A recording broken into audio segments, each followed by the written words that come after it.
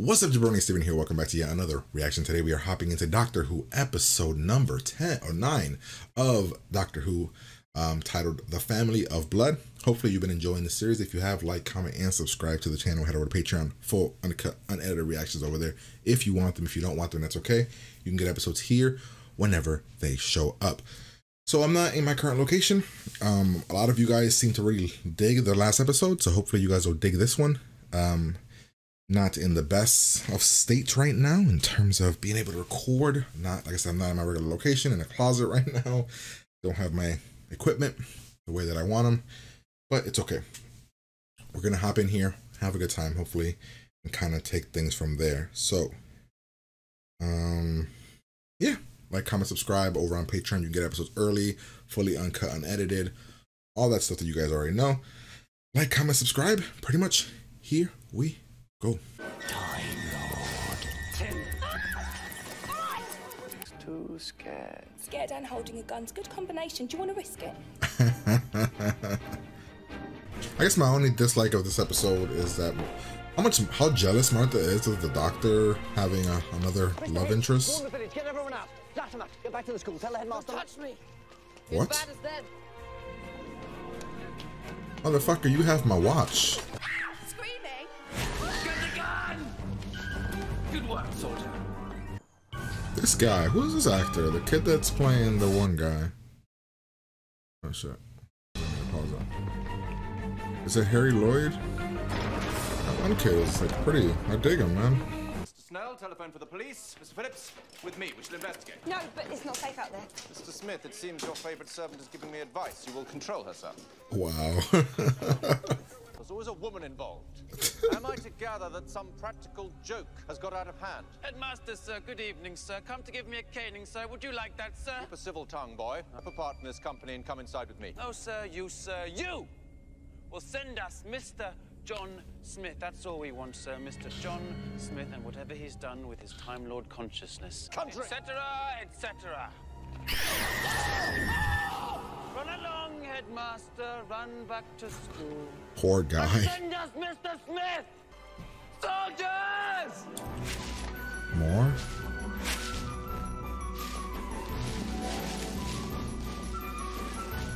When you shoot them, they're not gonna go down. What's gonna happen to them? Like, you have to, like, legitimately tear them apart. Can't you see? This is true. I must go. If we find that watch and we can stop them. Those boys are going to fight. I might not be a doctor, but I'm still their nurse. They need me.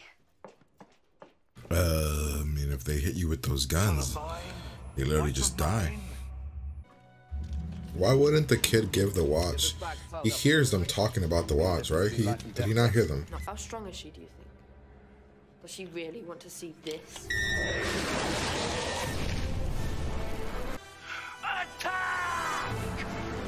Oh shit! Oh my God! Look at that. Why did he do that? He showed off where the thing was.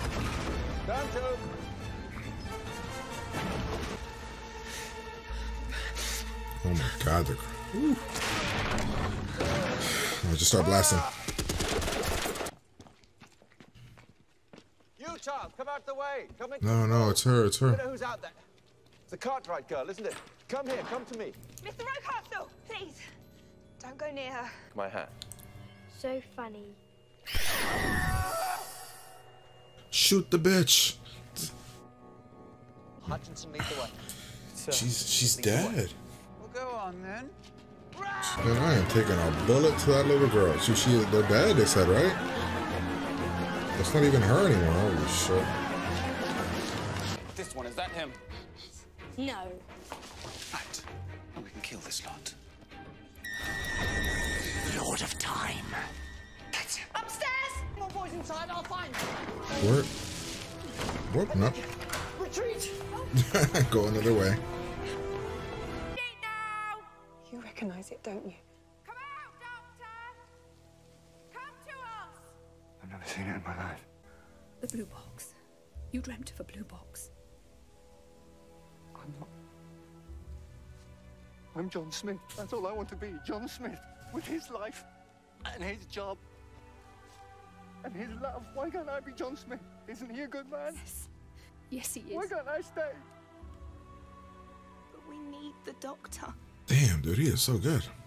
What exactly do you do for him? Why does he need you? Because he's lonely. And that's what you want me to become. We've had this watch all this time. Why didn't you return it? Exactly. Because it was waiting. Waiting for what? And because I was so scared of the doctor. Like fire and ice and rage. He's like the night and the storm and the heart of the sun. Stop it. He's ancient and forever. He burns at the center of time and he can see the turn of the universe. Stop it! I said stop it. It was always going to end no. The doctor said the family's got a limited lifespan. That's why they need to consume a Time Lord. Otherwise, 3 months and they die. Like mayflies, he said.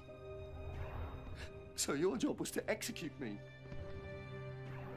People are dying out Dude, I didn't there. even look at it like that. Holy shit, that is so true though, essentially. He is everything. He's just everything to me, and he doesn't even look at me, but I don't care. Because I love him to bits.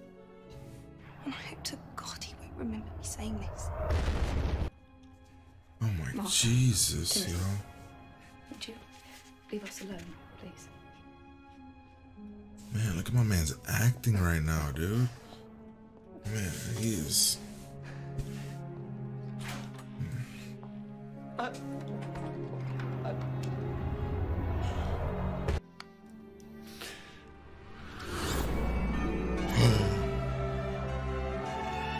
Oh my God, he gets to see.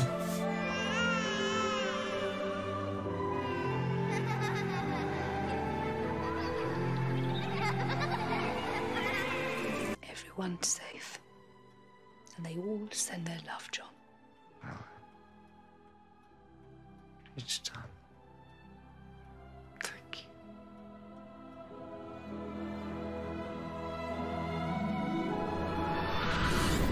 Did you see? Please. Wait a minute. Still human. Oh wow, really? I can't pretend to understand. Not for a second, but I want you to know I'm innocent in all this. Don't think that saved your life. Family of mine. He's doing something. Everything he's hitting is on Now purpose. we shall have the lives of a Time Lord. Nothing. It's empty. Where's it gone? You tell me. Oh, I think the explanation might be you've been fooled by a simple olfactory misdirection. You shouldn't have let me press all those buttons.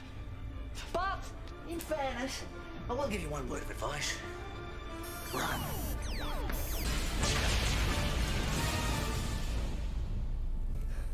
He never raised his voice. That was the worst thing, and why he'd run away from us and hidden. He was being kind. He wrapped my father in unbreakable chains, forged in the heart of a dwarf star galaxy, to be imprisoned there forever. He still visits my sister, once a year, every year. I wonder if one day he might forgive her, but there she is, can you see? He trapped her inside a mirror. Every mirror.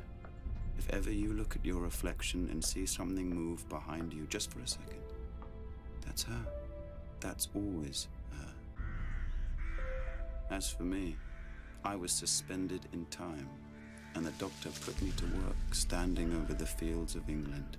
We wanted to live forever, so the doctor made sure that we did.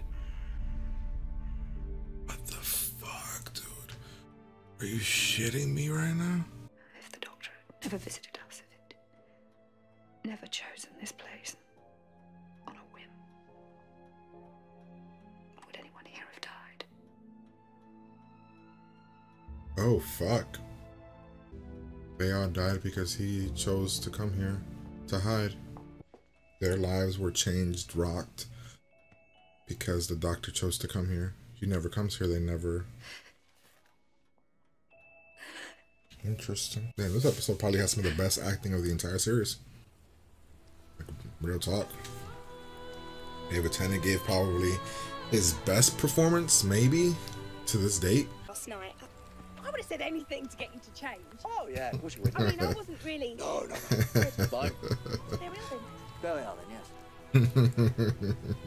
Why is it that he can see the future? And I now know what must be done. It's coming, isn't it?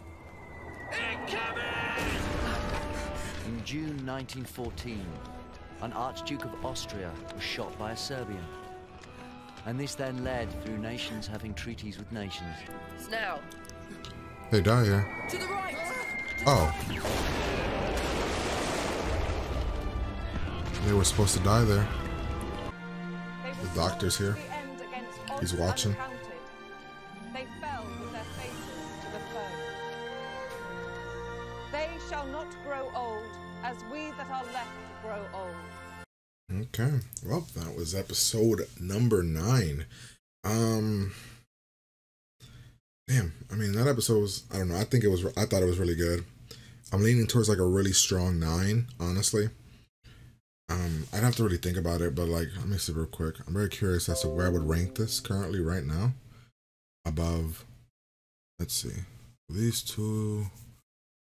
42 was okay. Didn't really care about these two. Gridlock was okay. Yeah, by far the best 2 episodes of the season are these 2. I think I give this one like a 8. I think this one's better. A strong 9. The performance by David Tennant was absolutely amazing. Like, his performance was great. Seeing his like raw emotion when he was like, he knew that he had to lose everything to become back to being the doctor, and he kind of did the metaphor of you with Martha, you were here to essentially execute me. That was real. I think that was World War One. It was too early for World War Two, so I think that was World War One. And I mean, the story must have been, it was real. I mean, honestly, I think it was. I don't know anything about that war like that, but I'm pretty sure it was like, I mean, I'm pretty sure that the story that was being told here about kids having to hold and like fight off in this war, and most of the kids dying. I mean, a year from the point of this story, that was all real. The only thing I did not love, and I personally like Martha as a character. I think she's a cool character. I know some of you guys don't. I don't love that she's so in love with the doctor. I'm trying to think of how long it took Rose to fall in love with the doctor. But I don't love that she's in love with the doctor, because the doctor hasn't really shown her that kind of love to her. So I don't know. But yeah, I love the episode. Really strong 9. Definitely the best episode of the season to me. And homeboy right here, what's his name? Harry Lloyd. My man is a beast. This guy right here is such a good villain. This little girl's creepy. I mean, these villains were entertaining to say the least. But my man right here stole the show. Every line of dialogue he would spew was so good. But let's break down the episode. Essentially, Martha puts herself in harm's way for the doctor to get away with his friend here, female friend, which is named Joan. She tells him to run. At one point, they take Martha's gun and she runs away. They go back to the school. Smith, the doctor, rings the alarm to get the kids ready for war. The headmaster guy here, I'm not sure what his name was, Rocastle. The headmaster doesn't believe it until he does. Then Martha's searching for the watch. The headmaster's trying to talk to this guy, brings this man, poor guy. He should have said, you know what, I'm good, I'm staying inside. But yeah, guy gets killed because this guy's delivery is so good. Smith said there had been deaths. Yes, sir, and they were good, sir. Like he's man, like the guy does the thing with his eyes, and he sells with his eyes so well. Top man, good props to you, brother. Props to you. You did such a hell of a job. They kill the guy. He comes in. It's time for war. They have the little girl sneak in. The scarecrows are holding because they need to wait what the girl's doing. Martha explained to the girl to the doctor's girlfriend. I'm gonna call her the girlfriend. What's happening? She explains like how smart she is, like where she's not from this time period. She read it in a book. She's all these things. The dad finds the TARDIS. Then the doctor and the girl, both of them they don't believe. They don't know what to do. Another, maybe that's, I don't know if this is a nitpick, but another thing that kind of like kept bothering me is like, is there a reason why he can see the future? Now, did that all start once the doctor got there and the watch was in the area? Is that why he started to be able to see the future? Because he said in a previous episode, I see things and sometimes they come true. Now, is that why? I don't know. Okay, let's see. So then we have him hiding with the watch. Also, he knew that he could just give the doctor. But then again, alien, I don't know, I guess. Oh shit. I guess alien makes sense. He would not. Why would he give this random alien the watch? I guess that does make sense. I thought the little girl was creepy. I don't understand why he went like this to her. Was that like a scare tactic? Because then they figured out where he was, and unless it was a distraction tactic, I don't know. I like that in this conversation with the little boy, he tells this guy, Hutchinson, we survived this because I see us in the future, in a war next year.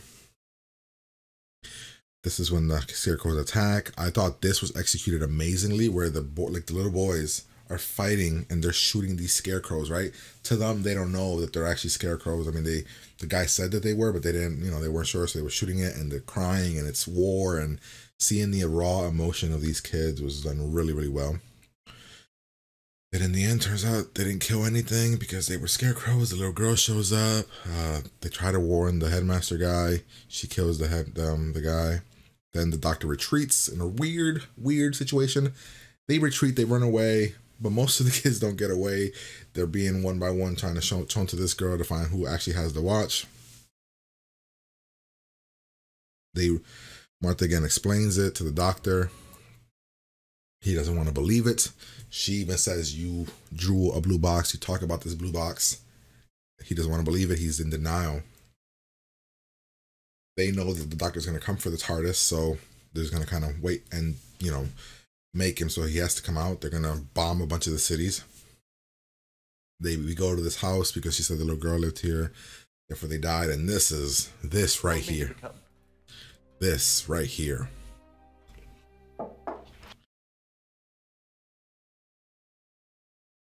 This right here is just amazing. The boy saying why he didn't do it. He was scared. And he did say that it was waiting. I don't know what it was waiting for. I guess there needed to be a situation where the bad people are in the ships. And that was what the thing was waiting for. But everything, the emotion. All along, and yet you watched while Nurse Redfern and I didn't know how to. Yeah, and then how Martha says, well, you gave me all these plans, but you never thought that you would fall in love, so you didn't give me a plan for what to do when that happens. And like, that's so real.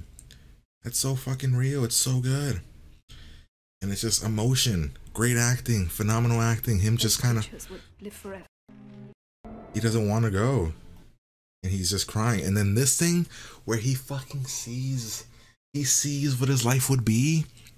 What the hell? His entire life flashes before his eyes. His future life of him having 3 kids with this woman, living his life, being happy. Oh my God. It's like the ultimate choice, and seeing all the way till he dies. It's the ultimate choice. You can grow, you can live happily, right? Live this life. But knowing that these aliens are going to be the most powerful, evil things in the world. Or you can sacrifice that life, go back to who you are. And then I thought this was done well, where he's like being clumsy, hitting all these knobs. I'm like, oh wait. At first I was like, what the hell? I thought it was by accident. But then he's hitting all these things, and I knew that he did it. I'm like, it's a doctor. He's not. Even as the Smith guy, he was going to do that. Now, he essentially, the thing when he catches the watch and he turns back into the doctor was great. Tells him what he was doing. He runs away. Now, I want to hear something here. That was the worst thing. I want to hear something here because he says something here about what the doctor ended up doing to all of them. I want to know the line he said before we saw what was happening to him.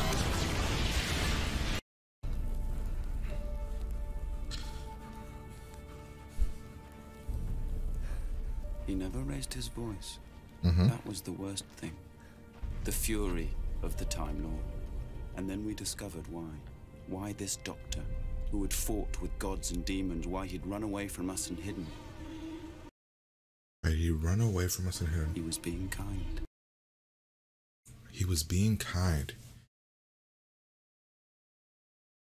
He could have always fought them and won and done what he does to them anyway. But he chose to run away, hoping that they would just go away, live their lives and die. And that was him being kind to them. But they fucked up.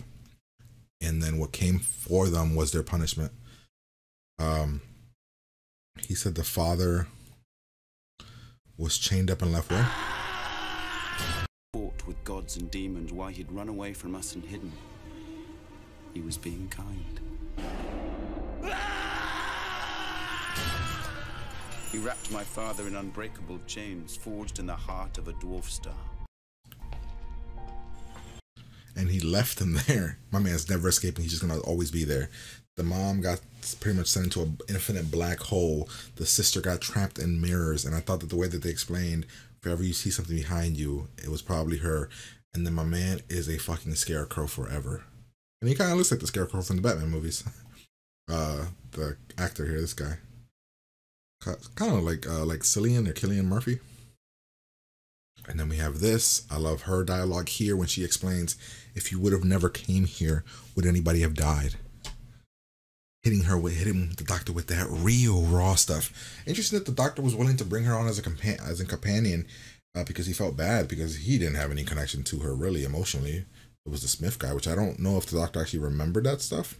I think he did, but I don't know. Interesting. And then we go back. He says thank you. This whole thing with the little boy. Again, I don't exactly know why he could see the future, but I love that the doctor gave him the watch, essentially knowing it would save him later. And then funeral service. Just a great episode, man. Great episode. Like, I'm giving it a 9, but it might actually be a 10. I'm really thinking about that. I'm in that range. So Arrow's moving so much. I mean, like I said, I'm in a different location, and this isn't an actual jet. This is an actual desk. So my legs aren't actually under anything. They're just crunched up against the desk. Sorry about that.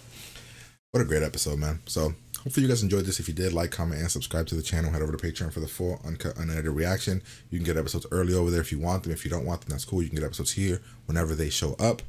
$1 gets you episodes when they drop on YouTube. So check that out if you want to. But yeah, I'm going to get out of here, and I'll talk to you guys later.